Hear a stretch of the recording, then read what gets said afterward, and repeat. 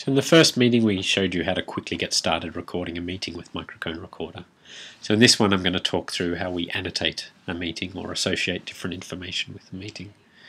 So the first thing we can edit, so this is the meeting I just recorded in the previous video. So the first thing we can do is change the topic of the meeting or the description. So you can see there an automatic title that was given because we didn't specify one before, but I can change that to something more meaningful. Getting started with Microcone Recorder. So you see when I edit it there in the meeting list, it also shows up here in this information panel here. So we could have edited it here as well if we wanted to. It's all the same. We can also enter a location for the meeting if we want to. So we could say this one happened in the main boardroom. And then we can also add participants to the meeting, so tell it who was in the meeting. So once you've got several meetings in your database and several people, over here on the right you'll see a list of people already in other meetings in your database. But because this is our first recording, there's no one there yet. So to add someone new, we simply hit the plus button, and then that'll enter a blank line, and we can double click on that and type in the name of the person however we want. So we can say that in this meeting there was a person called me and a person called someone else. There we go. So now you can see them listed as participants. So if we go back to the top section of this screen, you can see that next to each voice track on the timeline we've got a drop list. So now we've got the ability to assign the different people to different voice tracks. So we can say that that was me on channel 1 and that was someone else on channel 6.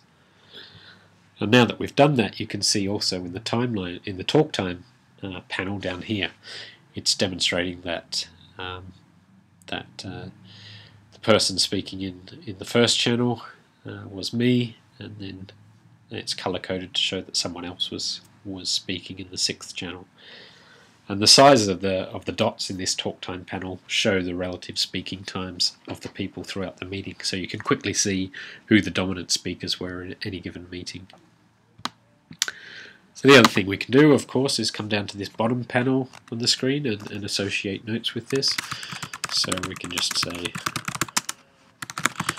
this was a demonstration recording showing how to use Microcone Recorder. You can type anything you want there. That's just a free text box. And also up here in the highlights panel, you can see the highlights that we tagged during the meeting. So there were 2 different highlights that we tagged while the recording was happening, and we can edit the text here and put whatever we want.